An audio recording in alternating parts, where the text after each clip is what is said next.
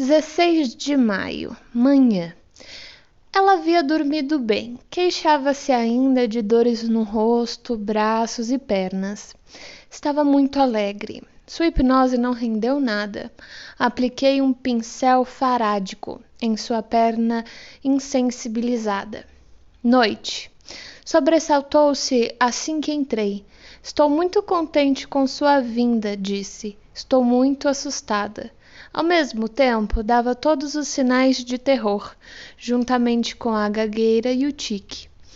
Primeiro fiz com que me contasse em estado de vigília o que tinha acontecido.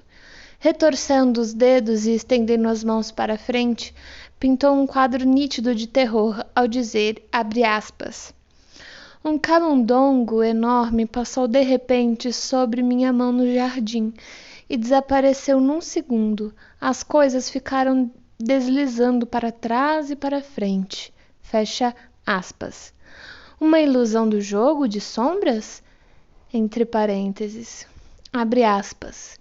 Um bando inteiro de ratinhos estava sentado nas árvores.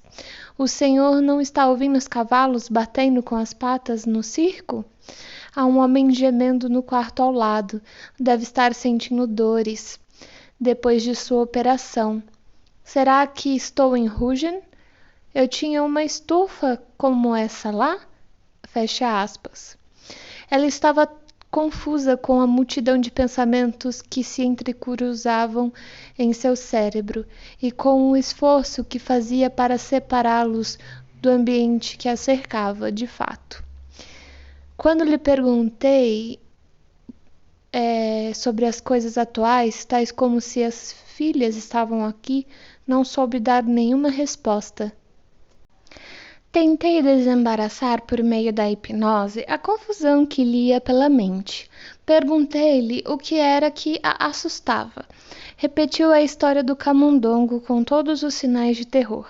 E acrescentou que, quando descia os degraus, viu um animal horrível deitado que desapareceu imediatamente. Disse-lhe que isso eram alucinações e lhe instruí para que não se assustasse com os camundongos. Só os bêbados é que os viam. Ela detestava bêbados. Contei-lhe a história do bispo Rato, que é H-A-T-T-O. Ela também a conhecia e ouviu-a horrorizada, abre aspas. Como foi que a senhora veio a pensar no circo? Fecha aspas. Perguntei-lhe então. Disse-me que tinha ouvido claramente os cavalos batendo as patas nos estábulos, ali perto, e acabando presos nos arreios, o que poderia machucá-los. Quando isso acontecia, Johann costumava sair para desamarrá-los. Neguei que houvesse estábulos por perto, ou que alguém no quarto contíguo tivesse gemido. Ela sabia onde estava? Respondeu que agora sabia, mas antes pensara estar em Rugen. Perguntei-lhe como tinha chegado essa lembrança. Tinha estado conversando no jardim, disse, sobre como fazia calor numa parte dele, e imediatamente lhe viera a ideia do terraço sem sombra em Rugen. Muito bem, perguntei-lhe, quais eram as recordações tristes que guardava de sua estada em Rugen? Ela citou uma série delas. Lá sentira as dores mais terríveis nas pernas e nos braços, quando saía em excursões. Fora várias vezes apanhada por um nevoeiro e se perdera. 2 vezes, quando passeava. Um touro tinha corrido atrás dela e assim por diante. Como é quando tinha essa crise hoje? Como? Respondeu. Escrevera grande número de cartas. Tinha levado 3 horas e isso lhe deixara a cabeça confusa. Pude presumir, por conseguinte, que seu surto delirante fora provocado pelo cansaço e que seu conteúdo fora determinado por associações tais como a do lugar sem sombra do jardim, etc. Repeti todos os conselhos que tinha o hábito de lhe dar e deixei-a recomposta para dormir. 17 de maio, manhã. Ela passou a noite muito bem. No banho de farelo que tomou hoje, deu alguns gritos por ter confundido o farelo com vermes. Fui informado disso pela enfermeira. A própria paciente relutou em falar-me a respeito. Estava quase exageradamente alegre, mas interrompia com exclamações de horror e asco, e fazia caretas que expressavam terror. Também gaguejou mais do que nos últimos dias. Contou-me haver sonhado na noite passada, que estava caminhando sobre uma porção de sanguessugas. Na noite anterior tinha sonhos horríveis. Tivera que amortalhar um grande número de defuntos e colocá-los em caixões, mas não os tampava, obviamente uma lembrança do marido. Disse-me ainda que, no decurso de sua vida, tivera inúmeros incidentes com animais. O pior tinha sido com um morcego que ficara preso em seu guarda-roupa, de modo que ela se precipitara para fora do quarto sem nenhuma roupa. Para curá-la desse medo, o irmão lhe dera um belo broche com a forma de um morcego, mas ela nunca pudera usá-lo. Sob hipnose, explicou-me que seu medo de vermes provinha de ter recebido como presente, certa vez, uma linda almofada para alfinetes. Na manhã seguinte, porém, quando quis usá-la, uma porção de vermezinhos saíram da almofada, que tinha sido enchida com farelo, que não estava bem seco. Uma alucinação? Talvez um fato real. Pedi-lhe que me contasse outras histórias de animais. Certa feita, disse ela, quando passeava com o marido num parque de São Petersburgo, todo o caminho que levava ao pequeno lago estava recoberto de sapos, de modo que foram obrigados a voltar. Houve épocas em que ela ficara impossibilitada de estender a mão para qualquer pessoa, temendo que a mão se transformasse num animal terrível, como tantas vezes tinha acontecido. Tentei libertá-la de seu medo de animais, designando-os um por um e perguntando-lhe se tinha medo deles. Em alguns casos respondeu não, em outros não devo ter medo deles. Perguntei-lhe por que havia gaguejado e se mexido tanto ontem. Respondeu que sempre fazia isso quando estava muito assustada. Mas por que tinha estado tão assustada ontem? Por que todas as espécies de pensamentos opressivos lhe haviam passado pela cabeça no jardim? Em particular, a ideia de como poderia impedir que algo se acumulasse de novo dentro dela, depois que seu tratamento terminasse. Repeti as 3 razões que eu já tinha lhe dado para se sentir assegurada. 1. Que ela se tornara mais sadia e mais capaz de ter resistência. 2. Que adquirira o hábito de contar seus pensamentos a alguém com quem mantivesse estreitas relações. E 3. Que, daí por diante, consideraria indiferente um grande número de coisas que até então a haviam oprimido.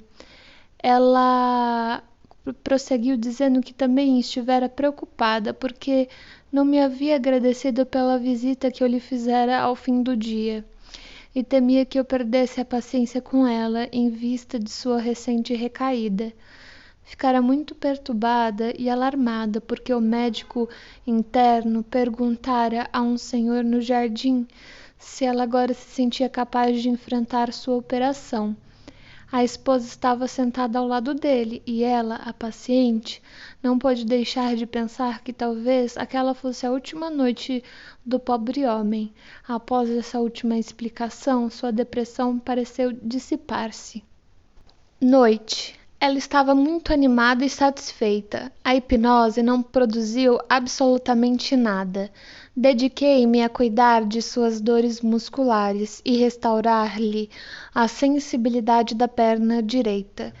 Isso foi conseguido com muita facilidade na hipnose, mas sua sensibilidade restaurada tornou a perder-se parcialmente quando ela despertou. Antes de eu deixá-la, externou seu espanto de que há tanto tempo não tivesse cãibras no pescoço. já que elas costumavam sobrevir antes de cada tempestade. 18 de maio. Há anos não dormia tão bem como na noite passada. Depois do banho, porém, queixou-se do frio na nuca, contrações e dores no rosto, nas mãos e nos pés. Suas feições estavam tensas e os punhos cerrados. A hipnose não revelou qualquer conteúdo psíquico subjacente às câimbras no pescoço. Melhorei-as através de massagens, depois que ela havia despertado. Espero que este resumo do histórico das 3 primeiras semanas do tratamento seja suficiente para fornecer um quadro nítido do estado da paciente, da natureza de meus esforços terapêuticos e da medida de seu êxito. Passarei agora a ampliar o relato do caso. O delírio que acabo de descrever foi também a última perturbação importante no estado da senhora M. von N., visto que eu não tomava a iniciativa de procurar os sintomas e sua base, mas esperava que algo surgisse na paciente, ou que ela me revelasse algum pensamento que lhe tivesse causando angústia. Suas hipnoses logo deixaram de produzir material.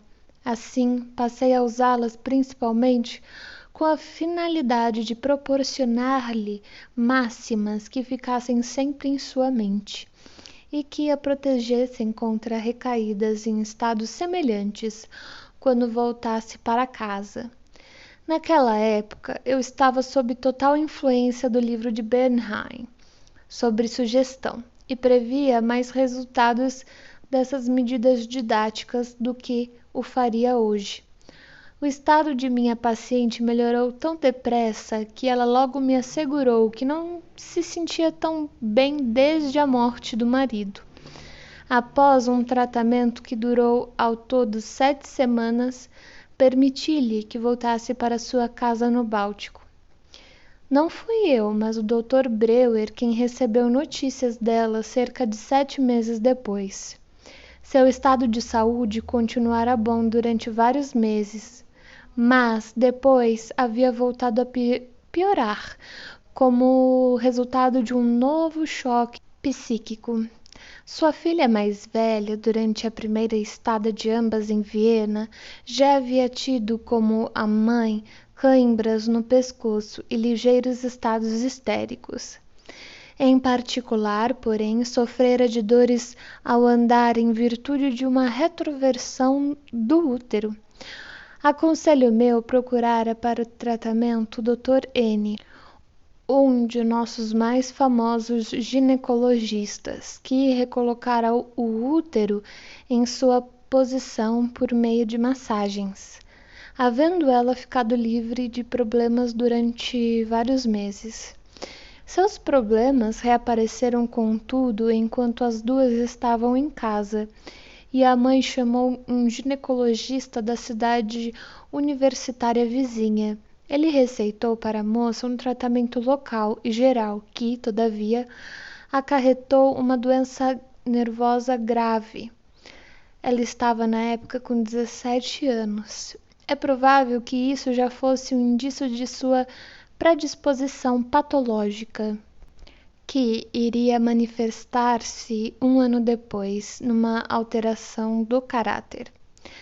A mãe, que havia entregue a moça às mãos dos médicos com sua habitual mistura de docilidade e desconfiança, foi dominada pelas mais violentas autorrecriminações, após o infeliz resultado do tratamento.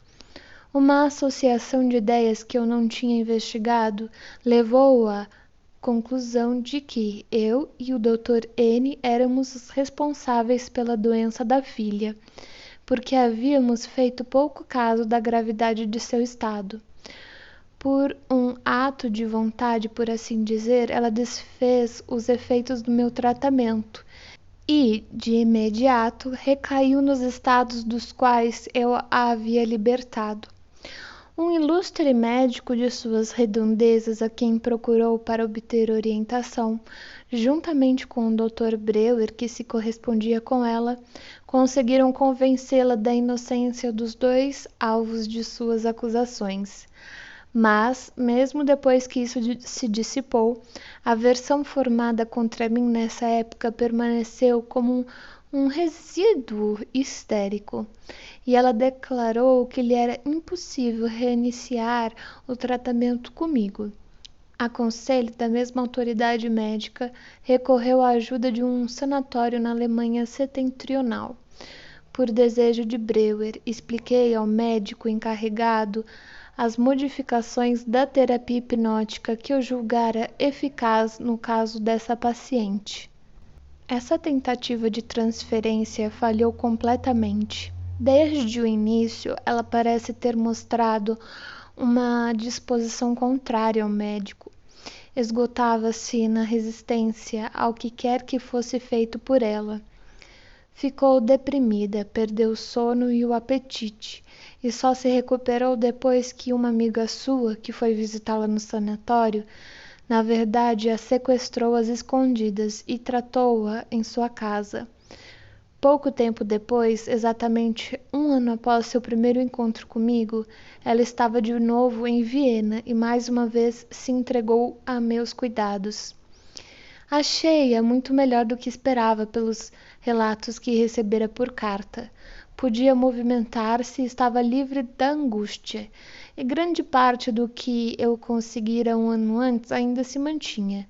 Seu principal problema, ou sua principal queixa, era com relação a frequentes estados de confusão, abre aspas, tempestades na cabeça, fecha aspas, como as denominava. Além disso, sofria de insônia e muitas vezes ficava em prantos por hora a fio.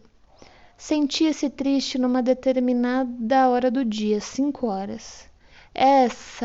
Esse era o horário habitual em que, no inverno, pudera visitar a filha na casa de saúde. Gaguejava e emitia o estalido com grande frequência e esfregava as mãos como se estivesse enfurecida. E quando lhe perguntei se estava vendo muitos animais, apenas respondeu, abre aspas, fique quieto, fecha aspas. A minha primeira tentativa de induzir a hipnose cerrou os punhos e exclamou, abre aspas, não deixarei que me apliquem nenhuma injeção antipirética. Prefiro ter minhas dores. Não gosto do Dr. R. Ele me é antipático, fecha aspas. Compreendi que ela estava presa à lembrança de ser hipnotizada no sanatório e acalmou-se tão logo eu a trouxe de volta à situação atual. Logo no início do tratamento reiniciado, tive uma experiência instrutiva. Eu lhe havia perguntado há quanto tempo a gagueira voltara e ela respondeu de forma hesitante sob hipnose, que tinha sido desde que um choque que experimentara em D durante o inverno. Um garçom do hotel em que estava hospedada havia se escondido em seu quarto de dormir. Na escuridão, disse ela, confundira o objeto com o sobretudo e estendera a mão para apanhá-lo, tendo o homem de repente, abre aspas, dado um pulo para o alto, fecha aspas. Eliminei essa imagem mental e, de fato, a partir daquele momento, ela deixou de gaguejar visivelmente, quer na hipnose, quer na vigília. Não me recordo do que foi que levou a testar o êxito da minha sugestão, mas quando voltei na mesma noite, perguntei-lhe num tom aparentemente inocente como eu poderia trancar a porta quando fosse embora, quando ela estivesse deitada dormindo, de modo que ninguém pudesse entrar furtivamente no quarto. Para meu assombro, ela levou um susto horrível e começou a arrilhar os dentes e esfregar as mãos. Revelou que tivera um choque violento desse tipo em D, mas não conseguia persuadi-la a me contar a história. Percebi que tinha em mente a mesma história que me narrara naquela manhã, durante a hipnose, e que eu julgara haver apagado. Em sua hipnose seguinte, contou-me a história com a maior riqueza de detalhes e maior verossimilhança. Agitada, estivera andando pelo corredor de um lado para o outro, e encontrar aberta a porta do quarto da empregada. Tentou entrar e sentar-se. A empregada lhe bloqueou o caminho, mas a paciente não se deixou deter e entrou. E foi então que viu contra a parede o objeto escuro que veio a se revelar como sendo um homem. Evidentemente, o fator erótico dessa pequena aventura é que a levara a fazer um relato falso da mesma. Isso me ensinou que uma história incompleta sob hipnose não produz nenhum efeito terapêutico.